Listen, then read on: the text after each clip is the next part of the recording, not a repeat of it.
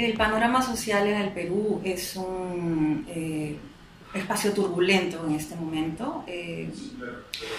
No solo en este momento, el Perú desde el proceso de transición del año 2000, y eso es lo que yo he estudiado en mi investigación doctoral, vive el fenómeno de las protestas en las calles, de la movilización social con mucha intensidad, ¿no? Entonces la protesta social ha dejado de ser un fenómeno, algo episódico, extraordinario, para convertirse en parte de nuestra forma de hacer política. En estos últimos años, las mujeres han entrado con mucha fuerza al terreno de la movilización y la protesta social, con muchísima justificación, creo yo, porque lo que tenemos es mucha claridad ahora de que el sistema judicial tiene una serie de barreras para administrar justicia en casos graves, clarísimos, de violaciones de derechos humanos de las mujeres, ¿no? Y entonces eso genera mucha indignación, mucha rabia, porque las mujeres, creo yo, pensamos ahora que no tenemos por qué soportar estas injusticias. Entonces, ahí hay un cambio importantísimo. El feminismo, por supuesto, es un movimiento social con una historia larga e importante en el país, también en el mundo, pero no había tenido nunca los niveles de acogida social que ha tenido en los últimos años, ¿no? El año 2016 hemos visto una marcha impresionante, ni una menos, que es la marcha más concurrida de la historia del país, sin ninguna duda. Es una marcha a la que asistieron instituciones de todo tipo, colegios, empresas. El entonces presidente electo salió a darse un baño de popularidad, incluso en la marcha, ministros, representantes de partidos políticos se peleaban por poder tener un espacio adelante. Entonces ahí hay un indicador muy importante de que hay una capacidad de politización en la sociedad, una capacidad y una necesidad de participar más activamente, de influir más decididamente en las decisiones políticas. Eso es importante para la democracia. Esa es una forma desordenada, quizás turbulenta también, con efectos que pueden ser ambiguos, pero es una manera de demostrar que la ciudadanía se quiere hacer cargo de las cosas, ¿no? Que está dispuesta también a hacer valer sus derechos, a reclamarlos, a hacer que se vuelvan efectivos. Los derechos que no se pueden ejercer no son derechos reales, ¿no?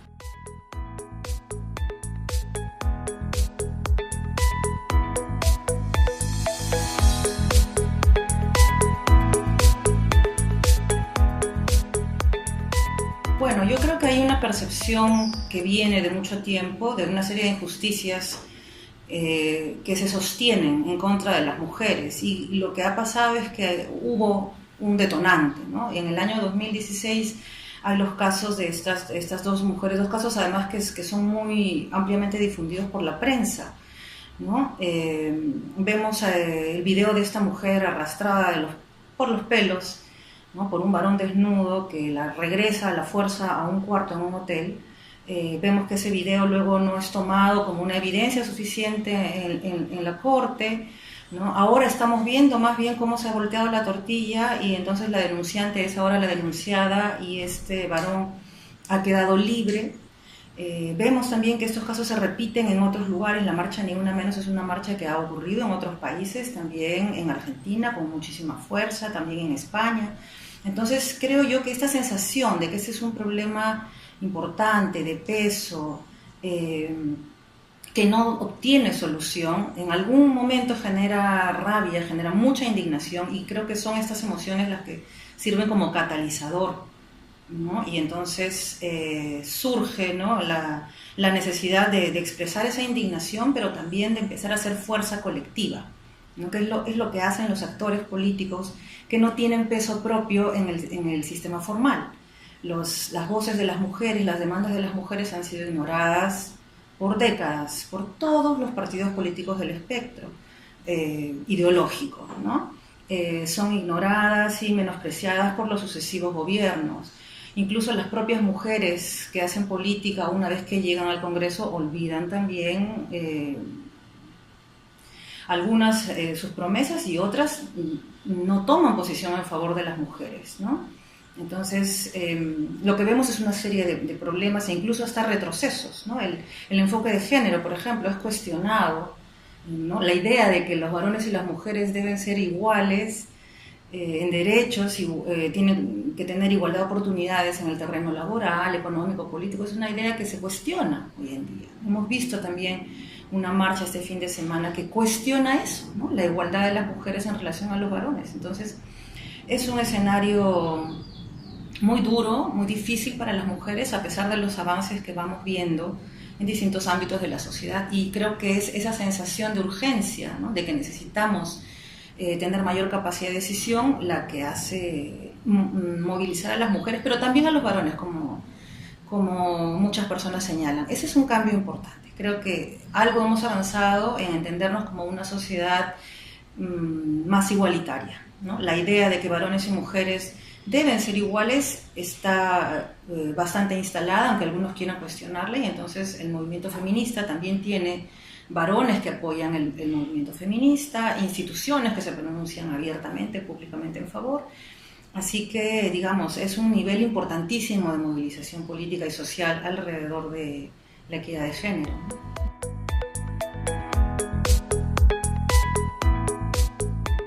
Yo creo que los gobiernos democráticos del Perú en el siglo XXI son gobiernos bastante débiles. Creo que el proceso de transición política iniciado en el año 2000, después de la caída del gobierno autoritario y corrupto de Alberto Fujimori, dejó al país en términos institucionales un poco en escombros. Creo que no nos hemos recuperado como país del golpe institucional interno y los altísimos niveles de corrupción que significó el gobierno de Fujimori y Montesinos, ¿no? Y la reconstrucción ha sido lenta, débil, deficiente en términos de institucionalidad democrática. Entonces tenemos gobiernos bastante débiles. El gobierno en curso, ¿no? El gobierno que inició con Pedro Pablo Kuczynski y que ahora continúa con Martín Vizcarra, es otro gobierno débil, entonces que muchas veces no logran ser consistentes en relación a sus planes originales de gobierno, a sus promesas a la ciudadanía. Ese es un patrón que vemos desde el gobierno de Alejandro Toledo. Todos los presidentes incumplen sistemáticamente sus promesas y particularmente en el terreno de lo social. Entonces vemos importantes retrocesos en lo que tiene que ver con política educativa durante el gobierno de Kuczynski, lo que se había logrado avanzar de manera significativa en el gobierno de Ollanta Humala retrocedió con mucha fuerza y ahí estamos, vamos a ver, ¿no?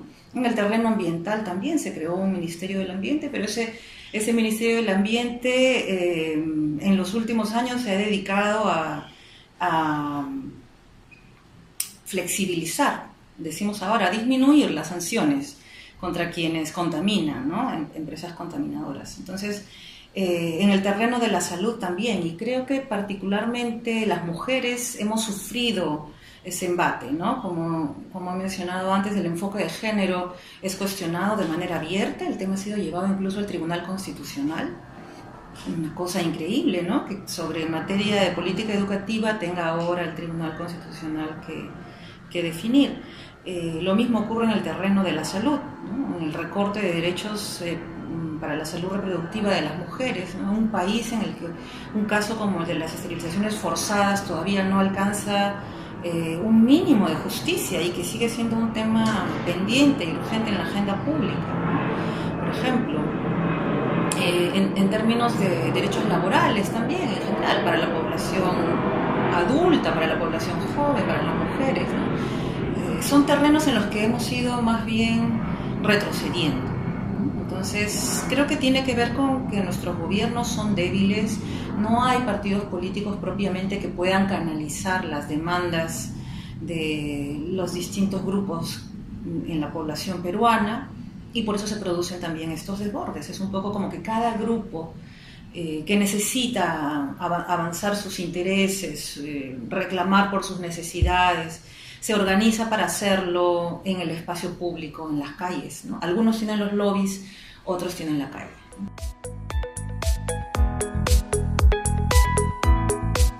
En el terreno de la institucionalidad, los cambios se producen con lentitud, ¿no? Reconstruir toma mucho tiempo. y algunas prácticas nefastas, nocivas, hay que deshacerlas primero para poder construir una institucionalidad sana. Pero yo diría que una cosa fundamental es que nuestros gobernantes a todo nivel, y también los funcionarios del Estado, trabajen más cerca de la ciudadanía, ¿no? Una cosa interesante y paradójica en la política nacional es que aun cuando las prácticas autoritarias y los liderazgos personalistas en el Perú son parte de nuestra tradición y se han ido fortaleciendo con el tiempo, también tenemos más espacios formales para la participación ciudadana.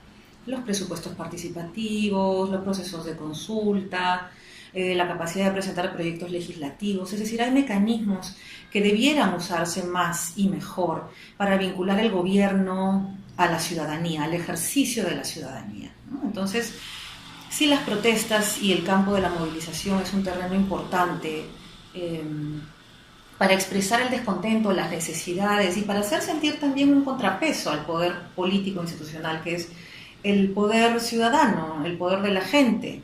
De eso se trata la democracia, ¿no? Es necesario también pensar en espacios que vinculen, que articulen las instituciones, los líderes, los dirigentes, los gobernantes con la ciudadanía, y que aprendamos todos en el proceso a dialogar, ¿no? Los gobiernos se quedan sucesivamente un poco en el terreno de las instituciones, nos enfrascamos en estas luchas entre Ejecutivo y Congreso, pero el Congreso es también una institución que tiene que rendir cuentas a la ciudadanía, que tiene que acercarse más a las demandas y los reclamos de esa ciudadanía, igual los alcaldes, igual por supuesto los ministros, ¿no? Me parece bien que este presidente esté viajando por el país, esté conversando con autoridades locales y regionales. Sería bueno que se vincule también a los electores, ¿no? a los votantes. Él es del mismo partido que el presidente saliente, Kuczynski, y este gobierno en el que él participó como primer vicepresidente en una plancha, ofreció una serie de cosas en el terreno social, ¿no? Entonces, eso está todavía por cumplirse, ¿no? Entonces, yo diría que hay que regresar a las promesas de campaña, hay que regresar a los planes de gobierno originales, hay que regresar a las hojas de ruta establecidas, hay que asegurarse de cumplir los canales institucionales y hay que vincularse con la gente, con la ciudadanía. De eso se trata la democracia, ¿no?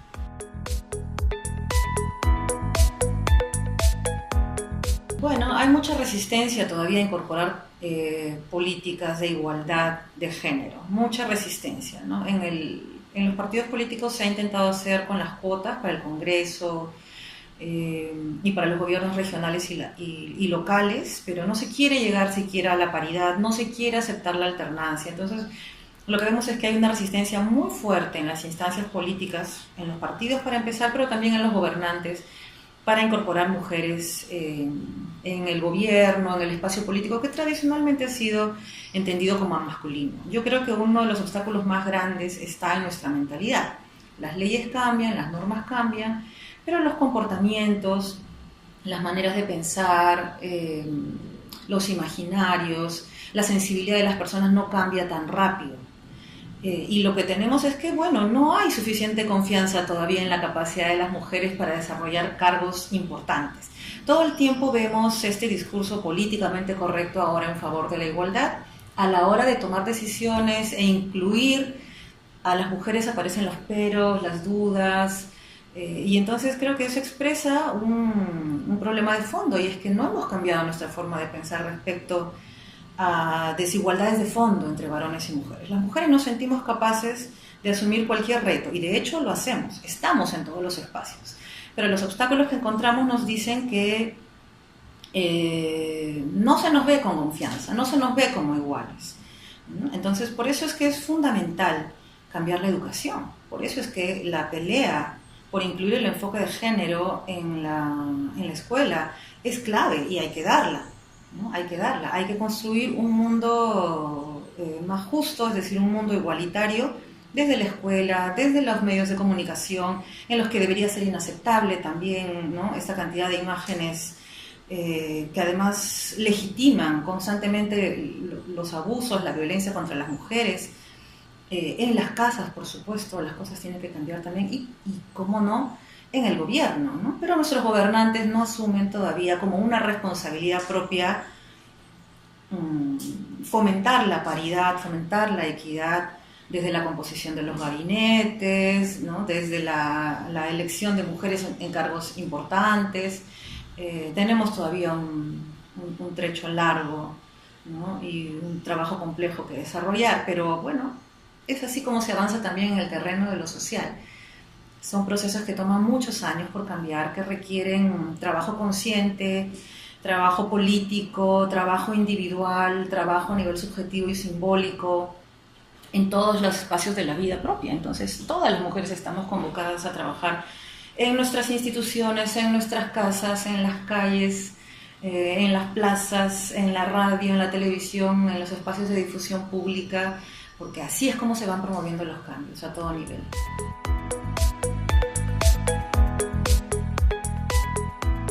Este es un mensaje importante que el Grupo Sofía quiere transmitir. Las mujeres saben, las mujeres sabemos. Se ha publicado ayer, se ha presentado ayer este libro, ¿no? Desigualdad en la Academia, Mujeres en las Ciencias Sociales Peruanas.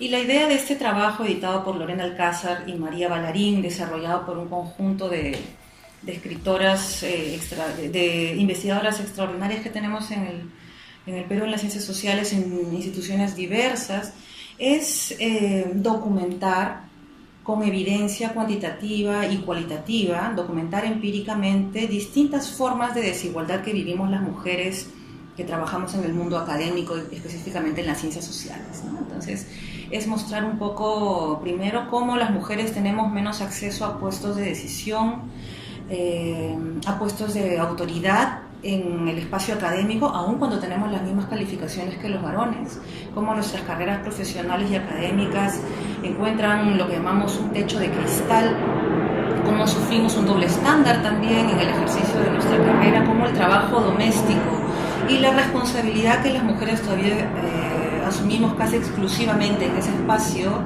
es un elemento fundamental para depreciar nuestro trabajo y para limitar nuestras posibilidades en el espacio más público del ejercicio profesional. Es un libro que discute también las formas en las que esto se va haciendo posible a pesar de una serie de cambios importantes en distintas generaciones. Es un libro que trata de mostrar también cómo las mujeres que hoy tienen 60 años o más y que ya venían incursionando con muchísimo esfuerzo en este campo, comparten con las más jóvenes, ¿no? Con las de mi generación e incluso con una generación menor, algunas barreras que no han podido ser removidas todavía y que quizás más importante existen pero como invisibles, ¿no? Para mucha gente, particularmente para los varones que no tienen que lidiar con ellas, estas barreras y obstáculos son invisibles. Entonces el libro quiere hacerlas notar, documentándolas con evidencia, es decir, con el tipo de trabajo que hacemos en las ciencias sociales los académicos y las académicas, para decir que aquí estamos hace tiempo, aquí seguimos y que necesitamos hacernos cargo institucionalmente, todas y todos, de esta forma de desigualdad que también se da en el terreno académico, no solamente en el espacio más social, laboral, en nuestro país.